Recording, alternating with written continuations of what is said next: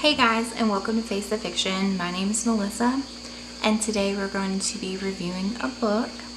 So as you guys know, I have been doing the 2019 reading challenge, which, excuse this piece of paper because I kind of like mucked it up. But I can finally cross off one, and that one happens to be with a one-word title. So cross that one off my list. The book that I'm going to be reviewing today is going to be Bonfire by Krysten Ritter. And I'm going to start out with the synopsis and then kind of go from there. Hopefully there's going to be no spoilers, but no promises. It has been 10 years since Abby Williams left home and scrubbed away all visible evidence of her small town roots. Now working as an environmental lawyer in Chicago, she has a thriving career, a modern apartment, and her pick of meaningless one-night stands.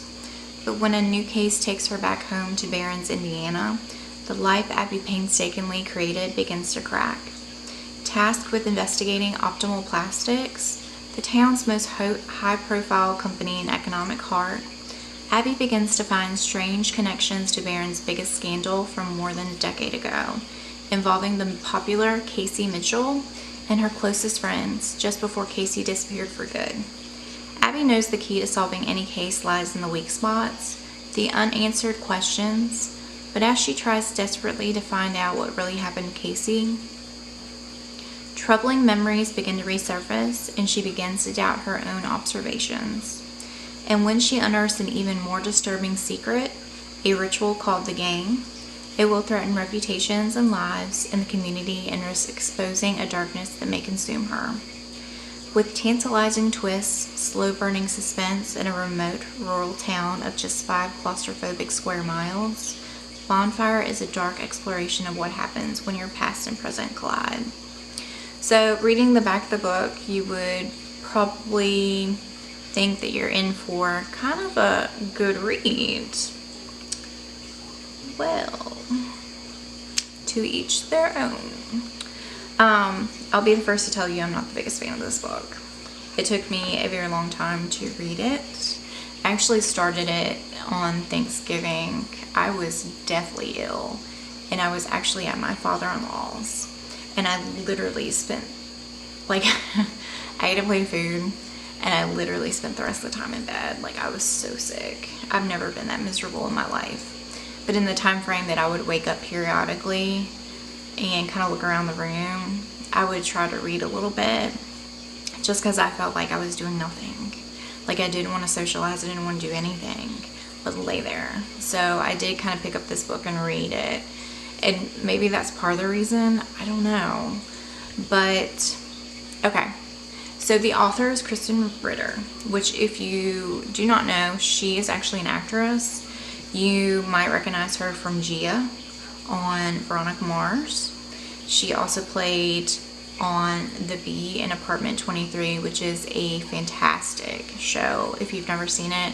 It was on, I want to say, Netflix for a while. I don't know if it's been removed at this point, but it's hilarious. So if you ever get a chance to see it, please do. It's probably James Vanderbeek's best role. She played Jesse's girlfriend in Breaking Bad, the dark-haired girl. She looked like a film noir star. And finally, her current project, which is Jessica Jones. She, of course, plays Jessica. So, and it's kind of interesting because I feel like the character of Abby kind of is like Jessica, like the very gritty, not so squeaky clean. She's just a very, she's not your typical hero in a story, let's just put it that way. And Abby has a lot of issues, especially coming home. She's basically run away from this place, which I think a lot of people feel when they live in small towns and they get away from it, like they're running away and they're escaping it. And she is an environmental lawyer, which throughout the book I don't really see her doing very much environmental lawyering. But I will say props to Miss Ritter for using that occupation, because it's, you know, not used very often, at least in literature. And oh my god, I completely like lost my train of thought. So I'm just gonna start on another one. So she's an environmental lawyer. She has ties to this company. Basically, it's the breadwinner for the town, which again, if you live in a small town, there's usually that one business that keeps the town afloat. In this town, it happens to be Optimal Plastics. But she personally has a connection to them because in high school, a group of her frenemies, became very ill. And it was believed to be the water that Optimal Plastics was like contaminating and polluting the water, and it was causing the girls to be sick. Come to find out, that wasn't the case. However, her friend Casey gets sicker and sicker, and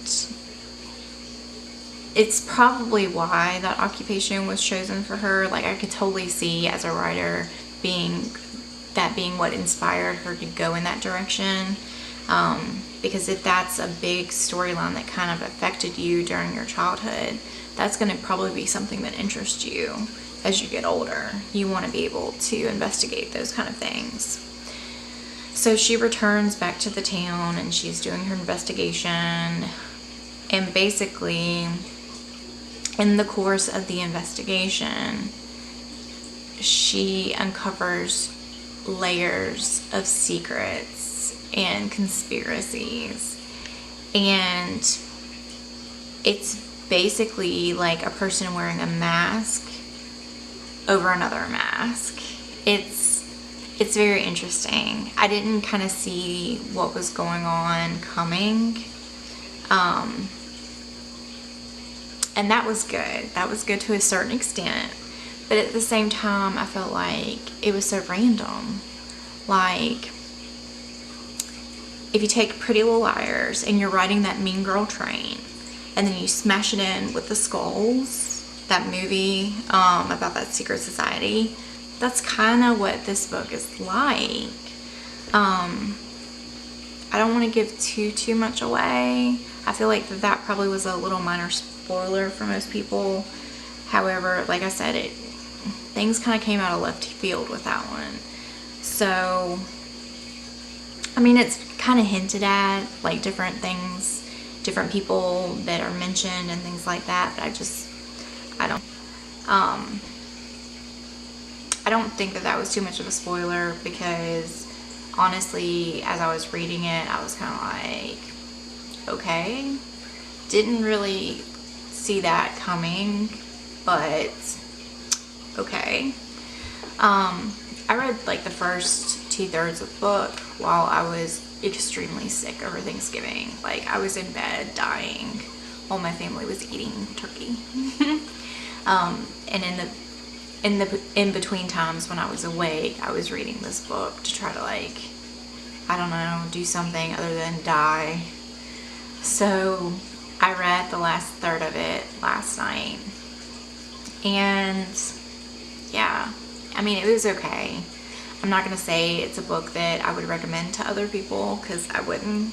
I felt like the twists were not really twists. The only, like, surprising thing that I was like, yes, was at the very end, and that is who she sees, or who she thinks that she sees, and who she actually sees, and then the gunshot. So be on the lookout for that when you read. That was actually my favorite part of the whole story. I didn't like it. I wished it had been more cohesive. I felt like it was trying too hard. I felt like if you're gonna go down the mean girl stereotype, you need to fully commit. I felt like a lot of the narrative was an outside perspective looking in, and I kind of wrote this in my Goodreads review. I feel like maybe it's just me, but I like my thrillers a little bit more trashy. Like, I like titillating. I like wanting to read it. And I feel like with this book, I didn't want to read it.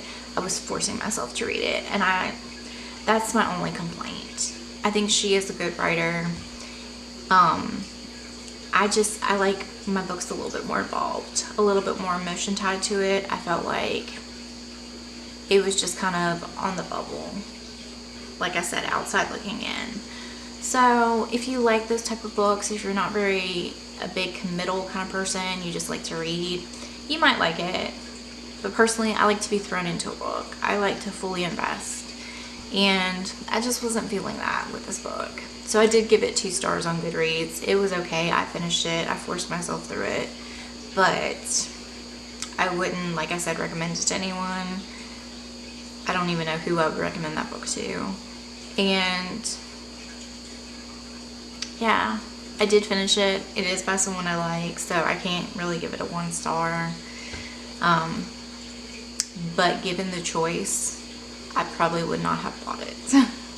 If I look back at my Kindle and my Amazon history, yeah, that refund button is looking mighty good right now.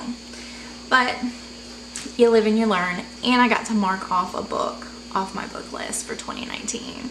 So yeah, I'm not really sure which book I'm gonna read next. I've been kind of going through my bookshelf and trying to like assign, like, oh, this is going to be the local author book, or this is the subject that's really hard to read story, which I still haven't really figured out what I'm going to do for that one. So if you have any suggestions, please let me know. But that was it. That was my review. Hopefully it didn't sound too harsh. I wanted to be honest about it at the same time. You know, like I said, I don't want to be ever too harsh on a book because it's truly my opinion. My opinion differs from everyone else. You might like something, I might not like it. So just take my opinion with a grain of salt.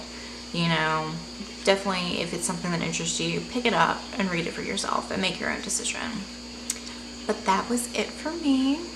So I hope you guys have an amazing week. Thank you so much for watching. Mwah. Love you.